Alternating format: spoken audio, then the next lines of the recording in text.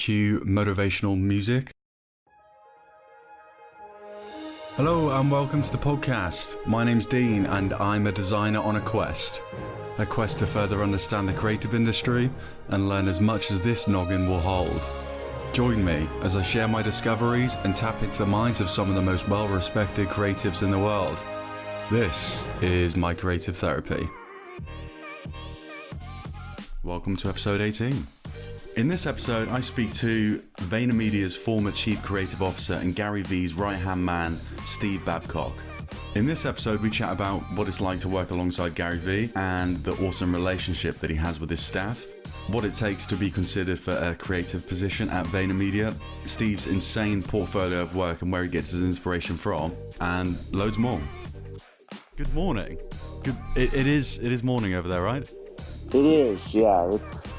The day is just beginning. 6:30, I believe.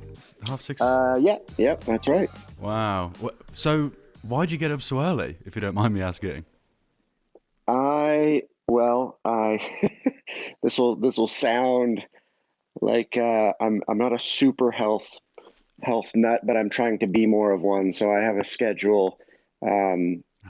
My wife is a personal trainer, and so she's got me on this schedule.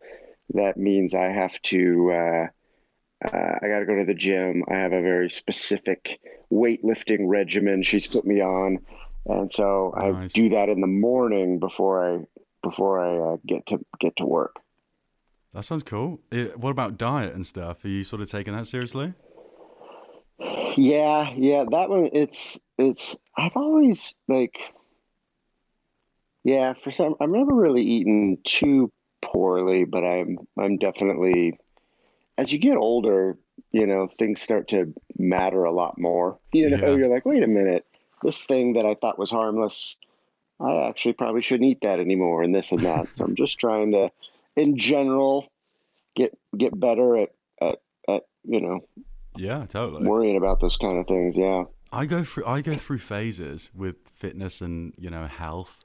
It normally lasts for around about 3 weeks, and then I'm back to, sort of not really watching what I'm eating and just being lazy and, not really exercising. Although I know it is really good for you, which is why I should really invest more time in it. But that's awesome. Yeah. So Steve, again, thanks so much for joining me. I've got a bunch of questions that I'm keen to ask. And I really appreciate your time. I know you're a busy man. So thank you. If you don't mind, I would love to just crack on and... Yeah, let's do it. Awesome. Okay, cool. So you studied communication at the University of Idaho, is that right? Well, yes, I was there for 1 year, and then I transferred to the University of Utah, where I really got into the major. So when was it that you realized that you wanted to, do something creative with your life? I mean, actually, I was a pretty young age. So I grew up in a very small town in Idaho, and I was the youngest of 5 kids. And my older brothers, I remember as far back as I can remember, they would make movies.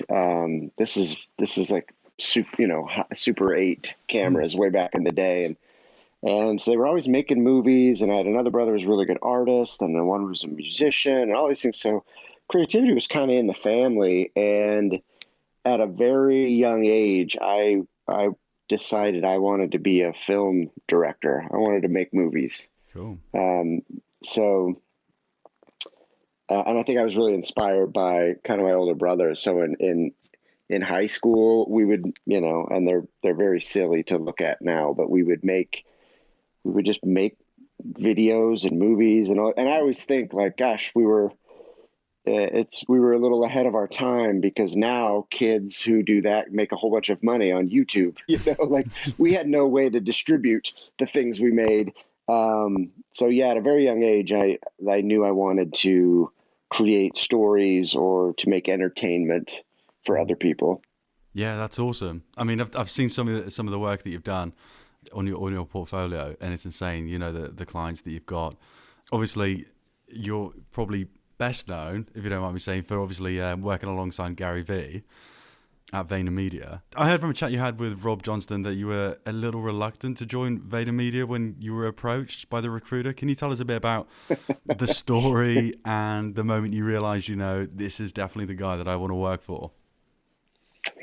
Yeah, it's I think it was the summer of 2015, and I was living in Boulder, Colorado, and was in the middle of kind of building or starting this notion of building my own little ad agency with a really good friend of mine. And I got a call, a recruiter call, which is pretty typical, and in my opinion, with those things, I always take the call. I always listen. I never know, even if I'm like, no, I've got the thing I'm trying to do here. So I took this call, and I had never, I hadn't heard of Gary. I had not heard of his agency, VaynerMedia, or anything. And on top of it, I had no interest in moving or relocating my family to New York City.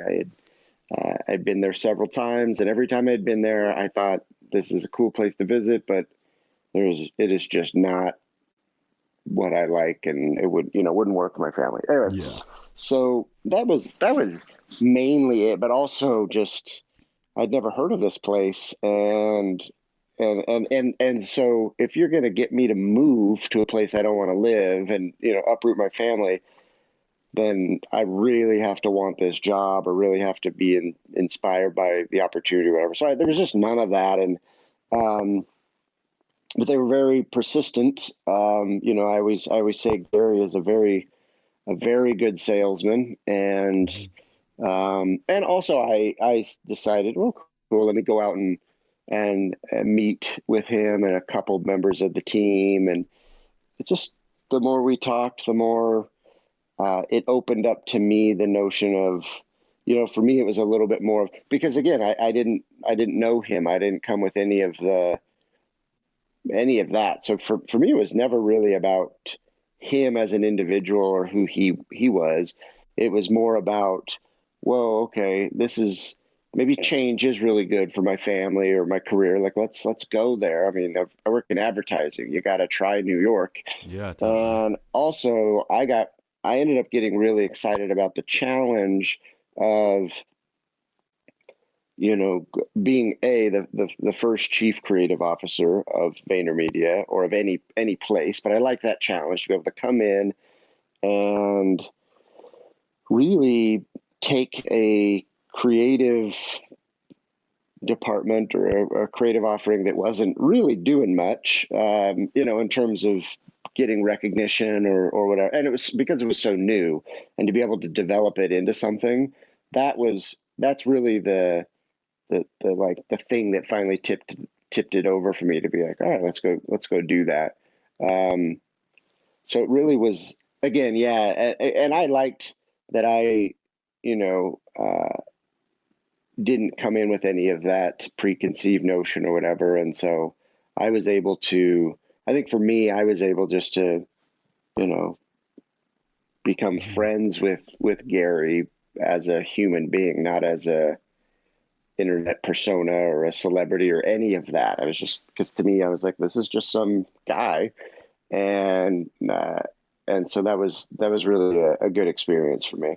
So did New York eventually grow on you then? Did you start to like it? I love it. And it was the biggest surprise of my life.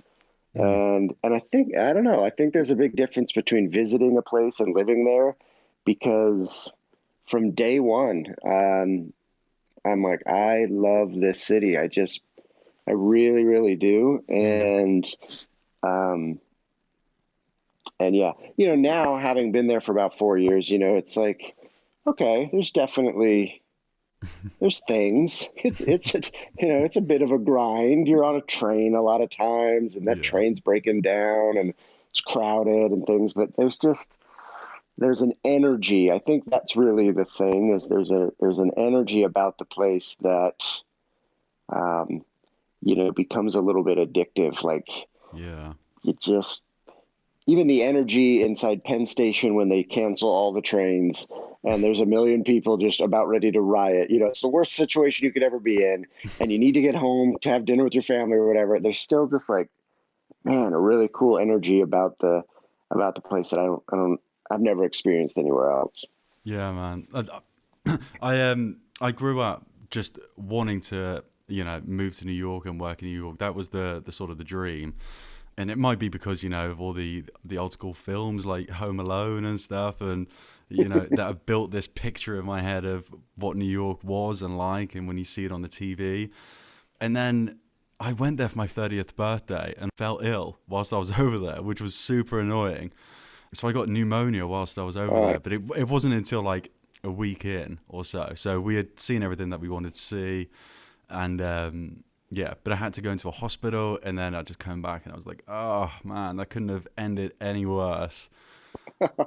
It was pretty savage, but I mean, whilst I was experiencing it, it was incredible, and it's compared to the UK where I'm in the minute, it's like polar opposites. Um, everyone's sort of very sort of recluse and sort of, keep themselves. And, if someone got on the tube in London and there was a group of people singing, everyone would move away. Whereas, Right. everyone sort of gravitates towards that energy, I guess, in a place like New York. But yeah, another thing I heard you talking about, which I found really interesting, was about Gary Vee, was the relationship that he has with his staff, and how he doesn't expect everyone to be like a carbon copy of himself. And I think you mentioned it once, and I think he once said, I work this hard so my people don't have to. Has he always had this sort of approach to management? Yeah, I mean, in all of my interactions, I think it's also important. There is a pretty significant difference between the Gary Vee, brand Hmm. and VaynerMedia in terms of not in terms of mindset and how to make work and how to approach social media and how to build success for clients and things like that, but Hmm. just kind of in vibe a little bit. I think a lot of people will think Gary Vee and VaynerMedia are very synonymous, whereas in VaynerMedia is whatever 600 people, 700 people. It's a Wow. pretty large group Yeah. of people with um, a really strong leadership team that no one knows of, right? Because it's just kind of Gary's the face of everything, and so they are very, very different. Hmm. So when you watch a Gary Vee video, like the Daily V or whatever, where it's like, all right, that guy, I don't know when he sleeps, and he's meeting to meeting to meeting to hustle to hustle to airplane to airplane to airplane. That and it would actually kind of be a thing that I would encounter a lot when I was trying to recruit talent. Is some people are like, I have kids. I'd like to, I want to, is this job going to mean I'm never home and and so Hmm. I would have to help them understand. They're like, well, that's different here. We work very hard and we get the job done. And we're a company that really wants to do right by our clients. But Gary is an extreme example of never stopping. You know what I Hmm. mean? So, Yeah. and so, yeah, there is a little bit of a separation there, but it was actually a concern of mine once I crossed over and was like, you know what, I think I might do this, Hmm. and I would watch, I remember I'd watch some Gary Vee videos because I'm like, I should try to get to know this guy, especially as I'm starting to talk to him. And I had a conversation with him right up front. I said, look, man, like, I appreciate this hustle thing, and hustling to build your side job or this or that. But I said, my hustle is my family. Hmm. Yeah. So I'll work really hard, but it's so that I can have time with them. Yeah. And so, and that's when I think he said that to me. Or I think he's quoted as saying it, but I remember he said some things like, absolutely. He's like, this is mine and I do this so that people can also, who work at VaynerMedia can also pursue their passions and whatever their hustles are. Yeah. I love that he's got, so much compassion and empathy and, yeah, I don't want to go too much on about VaynerMedia because I know you're not there anymore, but just quickly, I know how attractive the brand is for creatives, and I can see why so many people want to work there. For those listening who are fully aware of VaynerMedia, and I'm sure there's going to be a few, is there anything that they might want to consider if they're applying for a position there, or just want to reach out to try and sell themselves? Yeah, I mean, I think, um, and I haven't been gone that long, so I don't imagine there's been too much crazy significant change. So I think my answer would still be relevant here. Yeah. The department that I really focused on building there, which I think is true to VaynerMedia, not just true to my creative style as a leader there, but um, was very much a maker culture. Mm. Typically in advertising, it's a little bit more of a thinker culture for creatives. Where what I mean by that is, you get paid to think of really awesome ideas and to sell the awesome ideas, and then you go hire a production company or a director or something, or a developer to make the ideas. Mm. And we really look at that and was like, well, that's something that's not working in today's, in the realities of today. Clients, the timelines are cut in half. The budgets are definitely cut in half, and the media landscape requires, you to be able to make more and put more out into the world at a volume and at a pace. So I would build, in fact, I started to not call it the creative department. I called it the creator department, because I'm like, we're creators. Yeah. Thinking of ideas is the base job for anybody who works in this agency, regardless of what department. You should be able to think of, that's what any agency is. You're an idea company. You use creativity to solve very challenging business problems. Mm. And then in the creator department, it's like, oh, this is sort of where the product gets made. And so, and then to diversify that, right? You can, if say you're a designer or a visual artist, Yeah. learn how to animate. Mm. I always called it a double threat minimum. It's like you got to be able to do two things really well, right? Mm. Because we can't have 12 people to screw in a light bulb anymore. Mm-hmm. We need like one or two. So that means, hey, if you're a copywriter, maybe start looking at what it's like to be a director as well, so you can write a video and also know how to direct it. Or even if you're a writer, like, make sure you can write in a variety of forms. Make sure you're a good technical writer. Make sure Mm. you're a good headline writer. Try comedy. Write a script.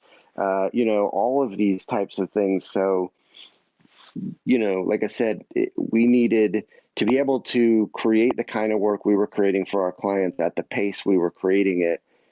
Needed people who liked that. I Mm. mean, it is, in my opinion, what's fun about the job, but you'd be surprised. Some people just wanted to be kind of the person that just said, here's an idea, go make it for me. Here's an idea, go make it for me. And that just doesn't fly. Yeah.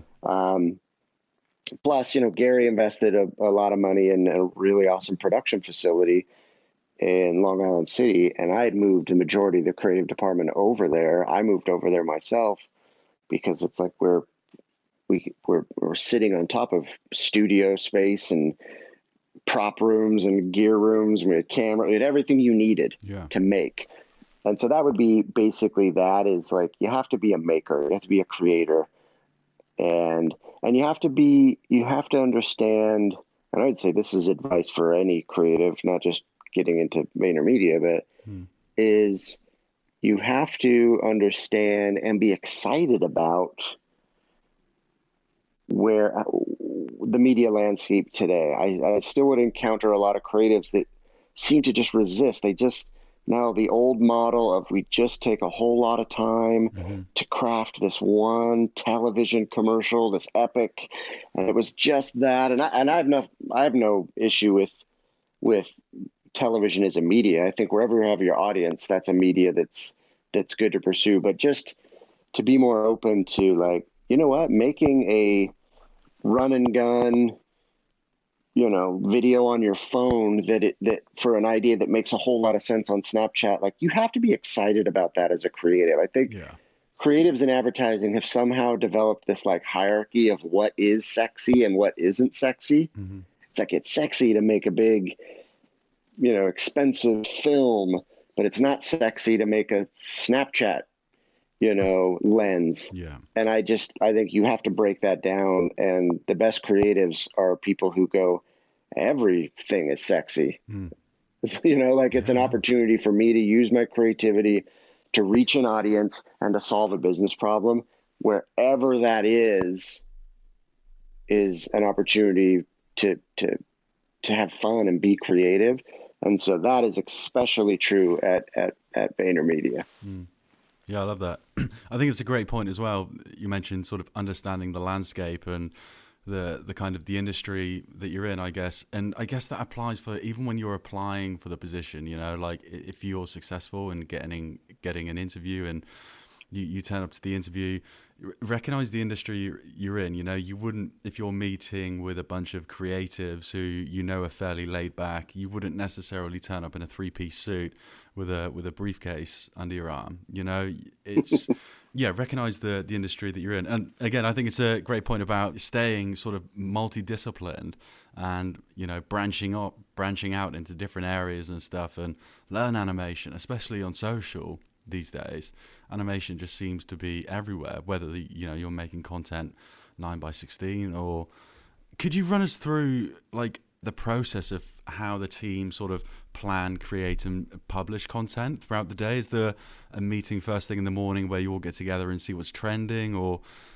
Well, yeah, I mean, Gary's team is separate, right? So he has a team of about 40 people who make the Gary Vee, all of Gary's content, and they're literally follow him around with cameras and shooting that and da-da-da. VaynerMedia, the part that I was a part of, we just worked on all client stuff. And obviously we're all in the same building and things kind of crossed over here and there, etc. So I could speak to what I observed, but I didn't oversee or creative direct any of that. But they all sat in a room together. I know they meet every morning and they kind of plan out, boom, boom, boom, boom, boom, how that would work. Yeah. The thing that I thought was really advantageous about having that team and that group doing what they were doing is because, that it was a really interesting observation, because that team didn't have to be an idea team. And that was the biggest difference, right? Because the big idea existed. It's Gary. Yeah. Right. So they didn't need a hook. Whereas in my team, we're working traditionally with clients, and it's like our job is to figure out how to make someone care enough to engage with this content for some random laundry detergent, right? That's the world that I'm from. Where over here it was like, you don't have to worry about that. It's Gary Vee. Yeah. People are going to tune in. But what was awesome is like they became and are, and we would really be able to leverage that insight on the VaynerMedia side, was they were masters of the technique in social media, right? Like when you don't have to worry about the idea anymore, you have a weird like petri dish of just how to deploy, because you have a perfect case where it's like, okay, our subject matter is Gary Vee. Okay, we're automatically going to get 8 billion views. But now we can get really specific and go, what works better? A picture with type on it, or type and then long copy in the post copy? They were really got great at figuring out just the smallest details of what is it, of engagement. And so I always thought that was really interesting to be able to go, okay, well, say we now have a big idea for this laundry detergent, we could leverage that sort of observation from Team Gary Vee of like, oh, you know what, when we make this post, let's make that animate and put the copy up here, da da da. So that was there was some cross learning, but I personally couldn't tell you how the Gary Vee team operated. Yeah, I no. could from an observational standpoint, but I didn't deal with his brand. Ah, right, okay. That's cool though. So, I mean, when I look at sort of Gary's content, it's kind of there's this kind of inconsistency with it, which is kind of nice.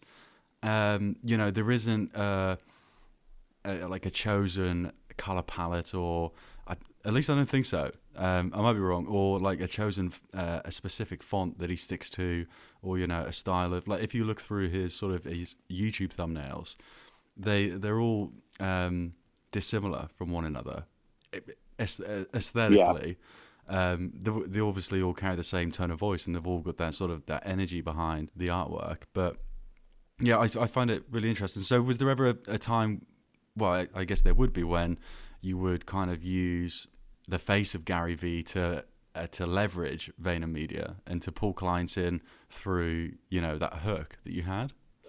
oh well, yeah. I mean, and he certainly is the CEO of VaynerMedia. It's just more on just how things operate can be a little bit different between Gary Vee and VaynerMedia, but I'm not 90%, if not more. Mm, At least in the beginning of my time there, all potential clients that I observed came through a relationship or an interest in working with, or in some cases, I would say an infatuation with Gary Vee. yeah, And so, when I got there, I realized, okay, the problem isn't getting clients in; the problem is keeping them. yeah, And that was really why, like, I was like, I have to build a creative offering here that can match or at least substantiate the draw to work with someone like Gary Vee. And so mm, I would say toward the end, it started to be a little bit more of a mix, like that became kind of my goal as an agency. Just, I think that's, like a pretty a worthy goal for anyone is like, especially when you have someone, a founder and a CEO like that, is like, we have to start winning clients yeah, and business that it doesn't come through Gary or doesn't become of Gary because that's just a weird place to be in where it's like one, yeah. that's Of it's course. dangerous for a big organization. And so, um, it toward the end where we started to win some business with like craft and some other things that maybe they had heard of Gary, but and the agency, but they weren't. That wasn't the deciding factor for them. Mm, That was important, I think, for the VaynerMedia side to be like, cool, you're now able to be a little more self-sufficient, because any founder at some point steps away, yeah, at yeah. Of some course. point, whether you're Steve Jobs or whether you're this or this. So Yeah, you have to start building that. And that to me, I think was a rightful, I wouldn't even say concern because Gary's still very young, but mm, it was definitely something that crossed my mind when we were thinking about how to build up the agency. It was like, we need to be more self-sufficient as VaynerMedia, um, because that's just, you can't rely on one person for everything. That's not a smart place to be. I mean, anything could happen. I mean, yeah. Of course. heaven forbid, an illness or, you just, you Yeah, you don't can't want rely that. on that one person to carry you through the foreseeable future. To be honest, I didn't realize how big VaynerMedia was. I obviously looking at the clients and keeping an eye over what VaynerMedia's been doing over the last few years.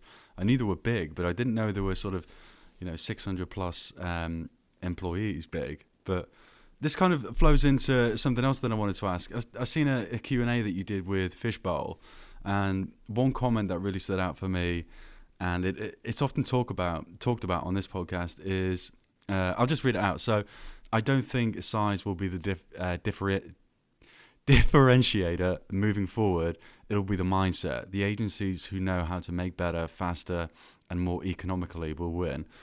And what makes this so interesting is you would assume, looking at the bigger picture, that the bigger organizations would have the resource and the learning capacity to know this. And sometimes they do, but because they've been doing things the same way for so long, it can be hard to break that mold. And it's interesting because I spoke to James Somerville a couple months ago, who was the vice president of design at Coca-Cola, and he said when he started Coke, he had exactly that mindset. I think he said, don't exactly quote me on this, but I think he said something like, we need to act small, act like a small company, and we need to move like a small company. Really interesting. Do you think VaynerMedia will ever get to this stage where it's so big and has so many people working within it and so many internal politics that it might struggle to move into the areas where smaller, similar brands are succeeding? Sorry, that was a bit of a hench question. No, no. I don't know. From my observation, they're in a very unique and different position, and it's because if you look at the parent company, which is called VaynerX, Oh yeah. there's a lot of brands underneath it. VaynerMedia is one, but Gary is very much. He's got Vayner Talent, Vayner Speakers. He's got Tracer. He's got Sasha Group, Vayner Production. So it's he's creating a lot of these small companies that specialize in certain things. So, I don't think so. And I Cool. also just think Gary is not he's not an ad man, like a classic. He's an entrepreneur. He's a businessman. He's Yeah, a salesman. totally. He's a motivational speaker. He's his whole brand. And so I see him continuing to diversify. And I think that will be why, one of many reasons why he'll continue to be successful is he's not putting, he's got a million baskets with one egg in each versus Yeah. everything in one. For VaynerMedia, specifically, it was a pretty big size. It was definitely, big enough to have all the classic stuff, the politics and this and that. But I've never worked at a place that doesn't have some of that. Yeah, of course. But I would say from my experience, the mindset of how to be nimble and make work Yeah, for clients there is pretty unrivaled to any other place I've experienced. totally. Yeah, can agree more. So, where do you get your inspiration from personally? Is it sort of like traditional social media or sites like Behance or Pinterest? I it's funny you get asked that question a lot actually, and my answer is just kind of like everywhere. Yeah. Um, I mean, I'm obviously a practitioner and very, very active in social media and things like that. Mm. But my inspiration, I could never, I don't know, I could never identify like this is the well that I go to, Yeah. every time for my inspiration and things like that. I think, I think it's about, it's funny that your comment just made me think of this a little. I think being a practitioner in the spaces is the most valuable thing for a creative to do. And I actually think it's one of the issues that is, right now in our industry, I've noticed it too. I even noticed it working at Vayner, because is this idea of ageism, Hmm. meaning, it's like there's a joke that no one retires in you don't go to a lot of retirement parties in advertising. Yeah. Um, and it's true. But I even looked at VaynerMedia and I'd be like, man, my team is like predominantly very, very young. Yeah. Like if you looked across the board, very, very young. And that was something that I was mindful of like, why don't I need to definitely have more of more experienced individuals, or just a difference in age is a diversity. Yeah. That is very much a diversity as much as the other parts of diversity we talk about. But one of the challenges that I found, and one of the culprits of this divide, is that in the last 10 years, 15 years, there was this dramatic explosion of new media. Yeah. Of course. And I think one of the biggest challenges is there was a group of creatives who didn't were not attracted to it, or for whatever reason didn't become practitioners, or aren't experienced in it, and then those who were. And I think that's the main difference to me, is like, it doesn't matter your age. In fact, the more you've been in this business should be the better, as long as you have continued. You have to invest in this business, in being a practitioner. And so right now, you know, I mean, I remember at Vayner, you know, I was like definitely the only, you know, 39-year-old or 40-year-old who was on Musically before it became TikTok. Yeah. And that's also probably just kind of weird. Like, why is an old dude on Musically? But it's because, like, it's a pretty cool app. It's fun. But at the end of the day, like, that's the job.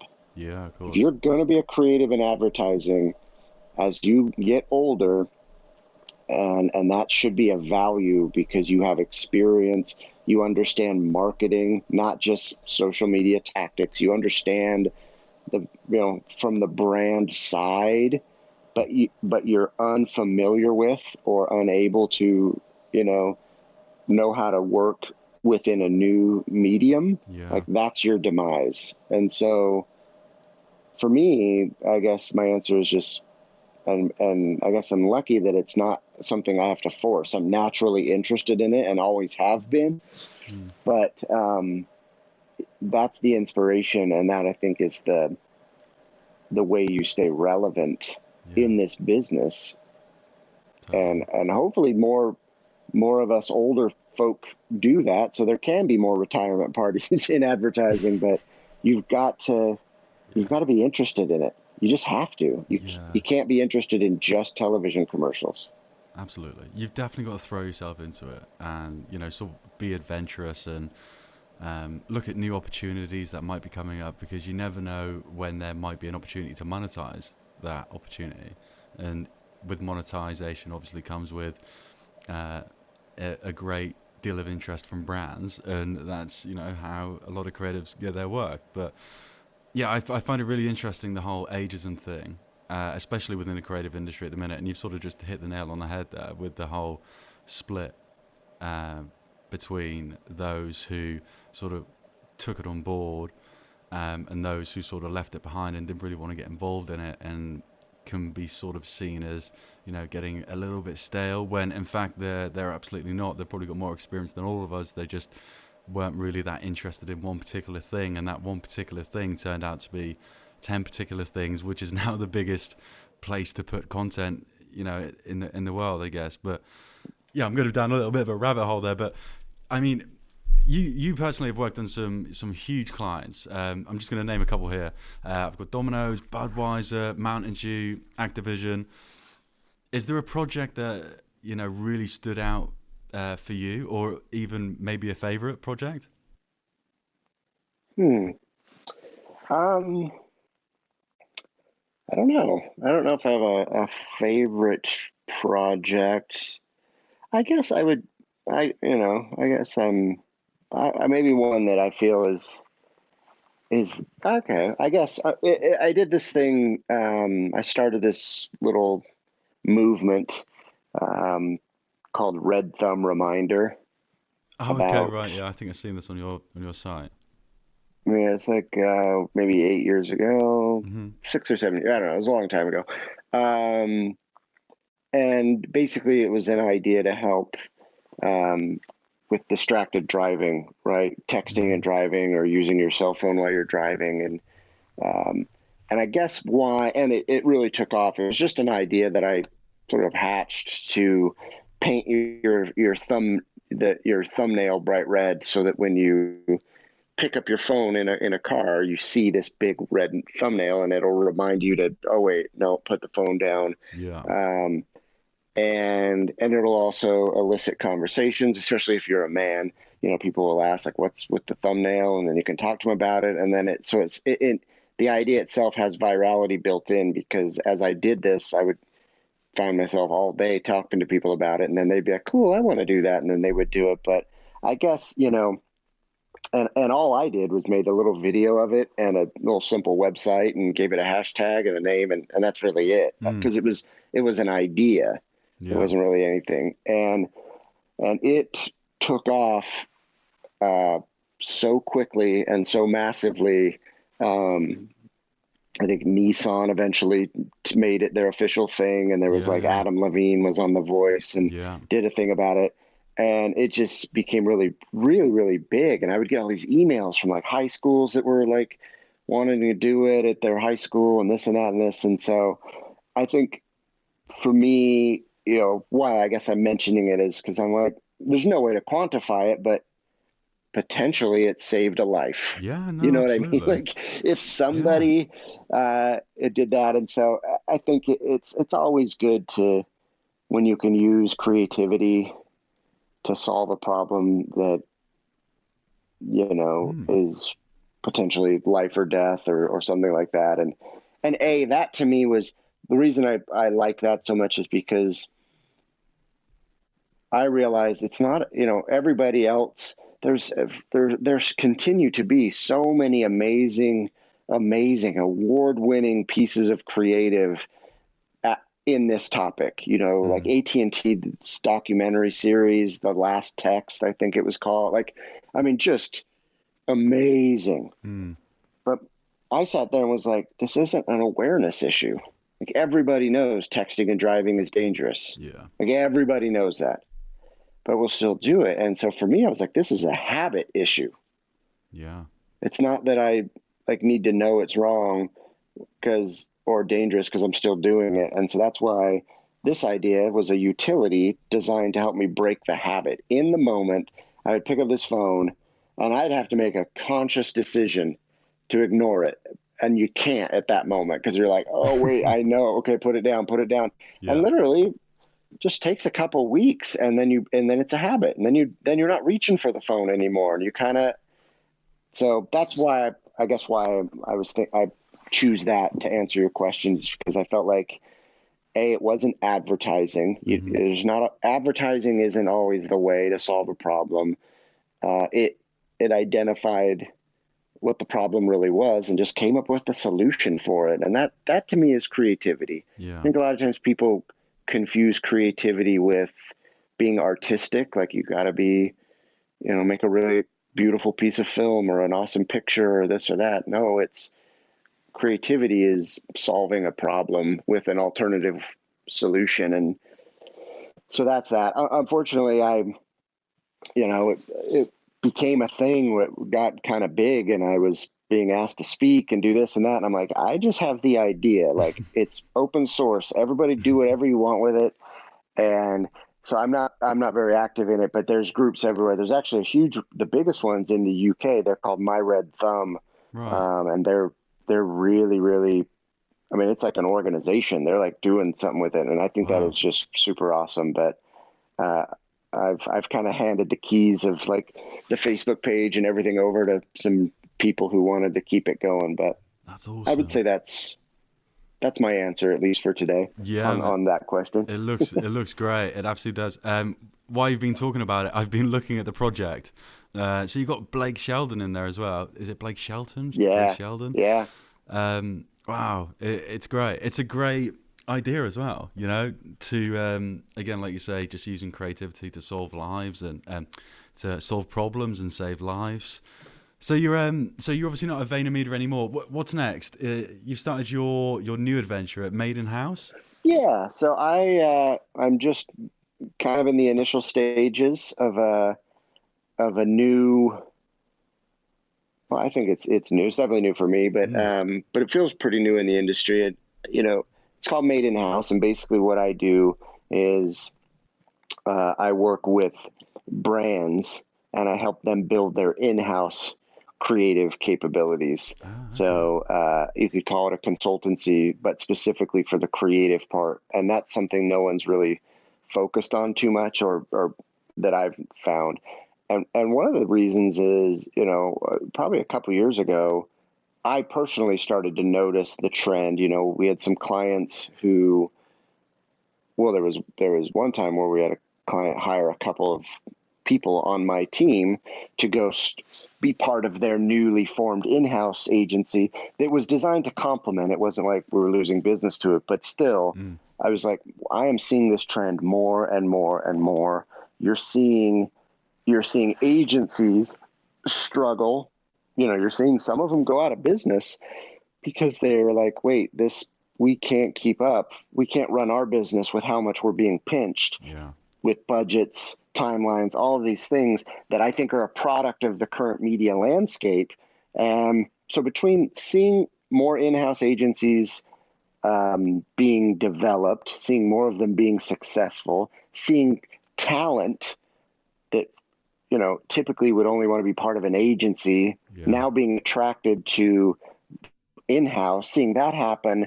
And then also, my thing, especially the last years at Vayner, was just like, how do we get closer and closer to the client? Like we were so integrated. We were like on text chains with our client. We were moving fast, boom, boom, boom. This to me was like, I'm certainly not a doom and gloom, like the advertising agencies are dead, none of that. But I was like, wait a minute, I believe where it's going is that is in-house. Brands are becoming more savvy. Like I said, better creative is going there. So I decided this iron's pretty hot.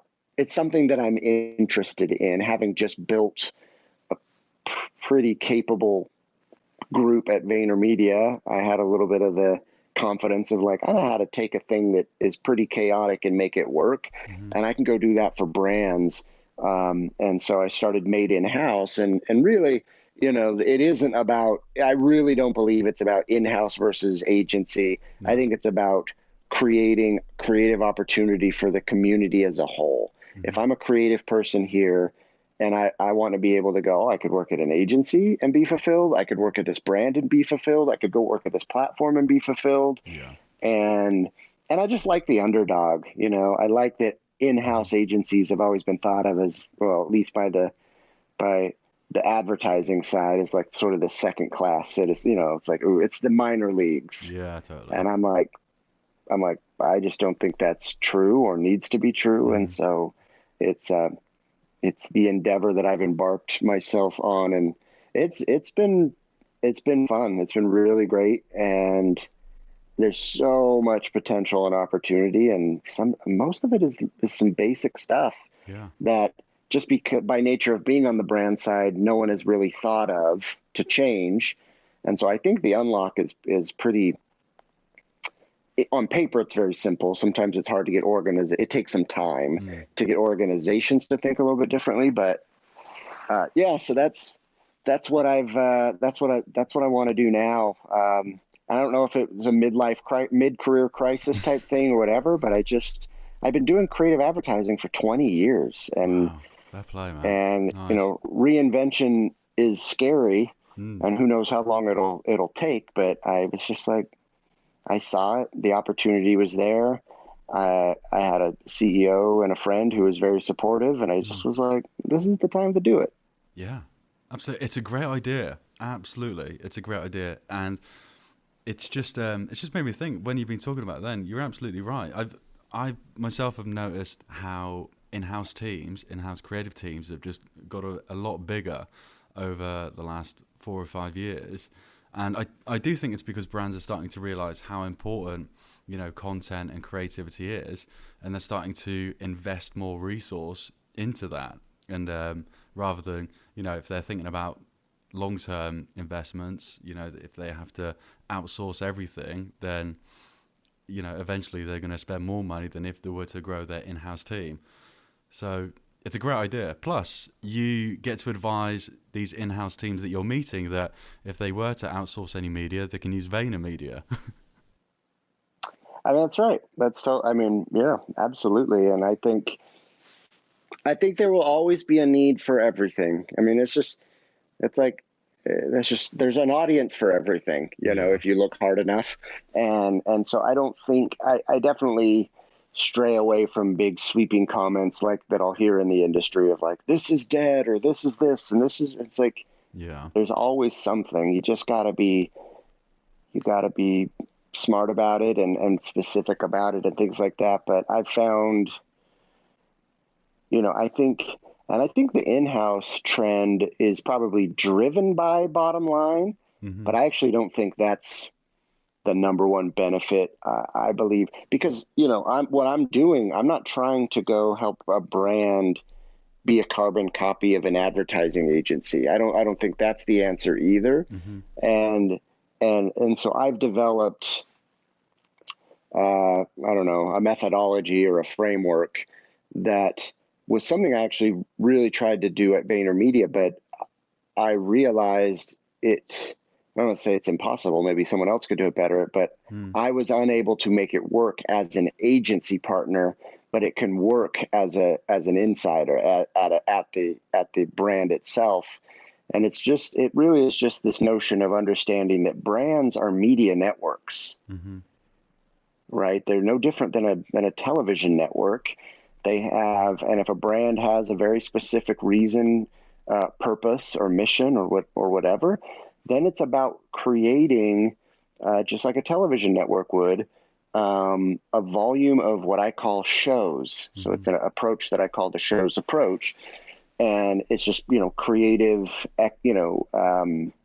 pillars or content buckets or things like that of ideas or episodes, quote unquote, that you intend to do more of, to build equity of. So if you would have your brand and go, cool, here's the brand. And on all of these channels, all of these different social channels that are made available to us, what are the shows that we're putting out that collectively speak to the mission of this brand? And then it allows you to, you're playing the volume game. You're able to see what creative show ideas get engagement and which ones don't. So you're able to optimize and reinvent and blah, blah, blah. So it's a much more active, alive, exploratory process that requires you to be on the inside. You have to be, it's the layers of removal from being an agency were made this really impossible for us to be like, we have an idea, because it has to be quick. It has to be, the content does have to be, you have to make it yourself too. It's too cost prohibitive to make, 20 different shows at any given moment out into the world. So you have to build your production, capabilities in-house. You have to be able to react and respond in-house. So, and also it isn't a big money maker. So agencies have a hard time with this too, because it's like, if you're an agency, you make a lot of money by selling a big expensive piece of film or something that takes a lot of people a lot of time. That's how you mark it up. That's how you make a lot of money. It's really hard to make a lot of money going, hey, I have an army of people making videos and GIFs and things like that at any given moment, and being more exploratory. That's better on the in-house. So made in-house is about not just taking the agency model that I've been very familiar with, but more so the thing that I've been developing over the last couple of years, this mindset of a brand as a media network, and let's build the content engine within the brand to be able to produce a constant volume of hopefully interesting. And that's really the part that needs to get brought into a brand, because most brands in-house, it's a little bit more promo based or business based. If I can instill the notion of like, if something has a really good hook behind it or an interesting twist, that will increase engagement. And so that's the mission that and it's a new thing. I can't sit here and say, I'm an expert on it, or here's how it works. I happen to be one of the first to do it or give it a try, again, at this specific angle. So I'm learning as I go. That's awesome. So how long have you been doing it for now then? Is it a couple months? Just a couple months, yeah. Awesome. It feels like a long time, but I only left VaynerMedia 2 months ago. Yeah. 2 months ago, wow. But it does feels like a very long time for some reason. Wow. Well, Steve, I wish you all the best of luck with Made in House and everything that you do. And thank you so much for joining me. I can't thank you enough. I really can't. I know you're a busy man. It's super early in the morning, so thanks for, getting up and jumping straight online and to speak to me. And good luck with keeping fit, staying healthy, eating well, and hopefully we get to do something similar again. I appreciate the conversation, and I look forward to continuing it down the line.